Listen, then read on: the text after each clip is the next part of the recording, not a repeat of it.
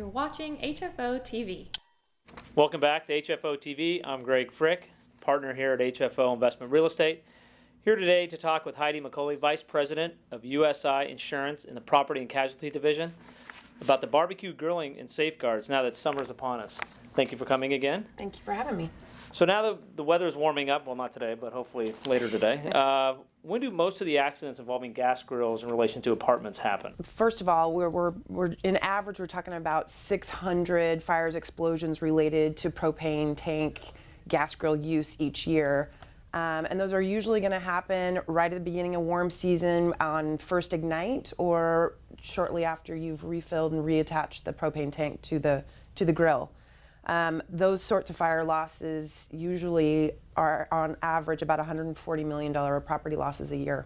Yeah, and that's national throughout? That's nationally. Wow, well, that's a lot. And then, so what are the standard recommendations for a property owner could give to a tenant to try to mitigate some of these losses or regulations they could put in? Common standard procedure practices that property owners could put into place. One would be just asking their tenants to control the use of the gas grill propane tank size to 2.5 pounds, especially when they're being used out on combustible balconies.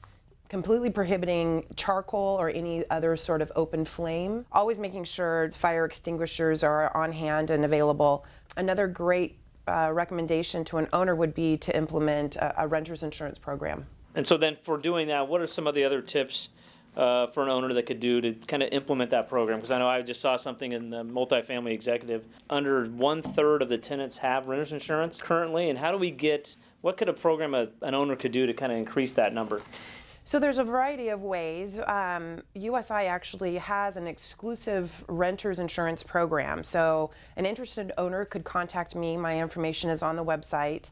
The actual program is written through Travelers Insurance Company. Okay. It's a program that we would provide the assistance to the owner in implementing, and it would provide an online enrollment and 24-hour access to each and every tenant. They could go about it two ways. One would be truly mandatory, where upon signing a new lease, they are immediately enrolled. They're given their sign-on information. Average cost is about $200 a year for a renter to purchase this type of insurance. And so we're happy to walk an owner through the steps, help them get signed up, or at least have an idea of what the steps are. So are you seeing in this market more owners requiring that part of the rental agreement is having renter's insurance? Absolutely. I think owners have finally realized, now that we're really going into a hardening property market, owners' property insurance rates are rising more and more, and those are just sort of for the clean property losses, right, when the owner doesn't really have a lot of losses. But when you've got losses, and a lot of those involving tenants and their negligence, this renters program now is really affording the owner the opportunity to reduce their overall risk, which is a much better approach to our insurance company. When an insurance carrier sees that an owner mandates that renter's insurance, and they recognize that there's going to be that immediate ability to subrogate and or have the tenant's insurance pay for the loss, they're a whole lot more open-minded to negotiating better rates. Okay. And potentially looking at some of the past losses and realizing that those are mitigated by way of that program. So even for the tenants who get the benefit of coverage, you also get some cost savings for the owner by mandating that the tenants have renter's insurance? Absolutely. Oh, absolutely. Good. Okay. You'll also find that one of the real benefits and advantages for an owner's renter's insurance program is that it also it affords them some opportunity at funding their own property deductible. So there's some revenue associated with building a renter's insurance program for an owner and or for a property management firm that has multiple owners, where then they're allowing and finding funding sources to pay for if they have a $10,000 or a $25,000 deductible. And what about if the owner's in the process of doing like 6-month or 9-month leases? Does that still work for the tenant to mandate property insurance? Is it usually a 12-month, or can they get a shorter policy? They can absolutely sign up and cancel at any time. There is no annual requirement. Certainly the program itself is an annual program, and then renters come in and out of the program as their leases are up or they sign new leases. And then I know one question that's come up with some owners that we know is, what's covered and what's not covered in the standard renter's insurance, because they're trying to, let the tenant know this is why you should get it. So maybe you could explain a little bit what is covered in the standard renter's insurance. So for the owner's advantages, the number one coverage is the tenant's liability. And so in a standard renter's insurance policy, you'll find that the $50,000 tenant liability limit is going to be included, and a fairly minimal amount, maybe something like $25,000 for the tenant's contents and personal property. Okay. And then there's additional living expenses that are afforded to the tenant in the event of a loss. So if there is a fire, each tenant then, rather than relying on the owner's insurance program to have them evacuated and then have them living in a hotel or potentially another unit temporarily until the space is repaired, now the tenant has the ability to make a claim for all the losses to their contents. The insurance company immediately begins to pay them for their additional living expenses. And then the liability limit itself is what is appealing to the owner, because if it is truly the negligence of the tenant, right, the owner is going to go ahead and get their property loss paid for and immediately subrogate back to that tenant's policy. So they've got kind of another layer of coverage for the owner by having the renter having insurance. And then the liability limits are also available. What a lot of tenants don't understand is that they have a personal liability exposure outside of just being a tenant of an apartment. Right. And a lot of times they don't recognize that. That's something that's fairly common in a homeowner's policy, and most homeowners and automobile owners recognize they have those liabilities. So it's really starting to educate tenants and making them recognize that outside of just being a tenant, they do have that personal liability. These policies become really the property of the tenant. So they have the ability to go online, increase those liability limits, clear up to $500,000. They can increase the personal property coverages up to $250,000. So there is some flexibility within those policies. Certainly it generates a little bit of premium, but again, very, very affordable to a tenant. And again, the average cost for a tenant on a standard policy is really less than $200 a year. Wow, so it's very Very, affordable. very inexpensive. Okay.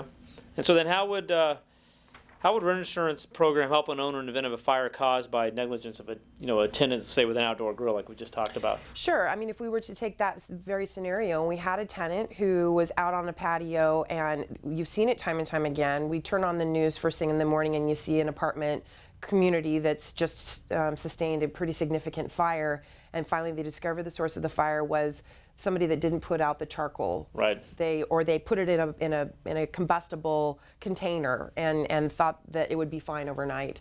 So immediately spreads. You've got 5 units that now are out of commission. You've got to relocate those tenants, and all of those tenants have their belongings. But more importantly, now you have a pretty significant fire loss to your owner.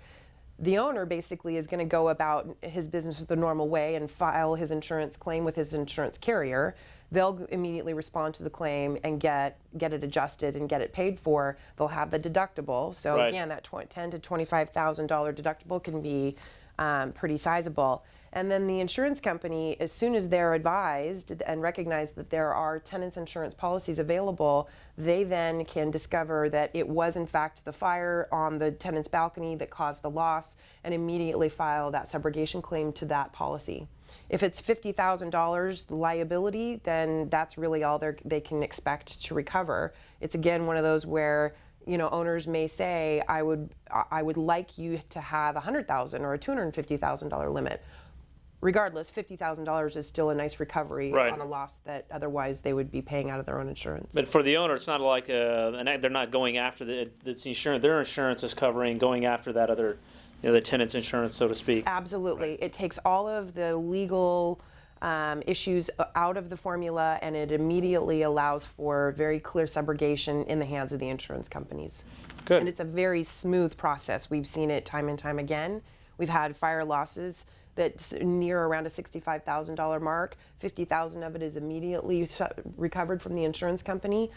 There you go on the loss run. Now that large loss has been reduced down to a pretty manageable size. And the tenants are able to customize that policy if they've got higher quality furnishings or things like that. They can increase or decrease or. Absolutely. This Okay. particular program, the way that it's underwritten, we would sit with the owner and show them how we would allow each of their tenants access online and each tenant can have some control over their own policy that allows them the opportunity. So there's sort of a minimum policy that's already built in when they sign the lease, and then the owner can then, or the property manager provides the tenant their own sign-in information. They go in and they customize it how they see fit. Any additional premium is billed directly to them. Right. So really for the owners, really no reason not to try to push this through. With the added coverage, you've got the added security for the tenants, as well as you said, coverage for the owner's deductible should an accident occur. Mitigating property losses is the first line of defense in controlling a property owner's rates. Insurance rates are going to continually climb, and for those owners that are not showing any sort of behavior that would be allowing them to mitigate those property losses, they're really going to be the ones to suffer the most. Okay, well thank you again, and with the warm summer months coming again, I think it's wise for every owner to look at their policy and also look at their barbecue grilling guidelines and outlines for their property. Thanks again for coming back for HFO-TV, and we'll see you next time. Thank you very much. That was good. Yeah, that was good. Thanks for watching HFO TV. To learn more about HFO, call or visit our website. See new listings, apartment news, videos, and more when you download our apps at the Android and iPhone markets.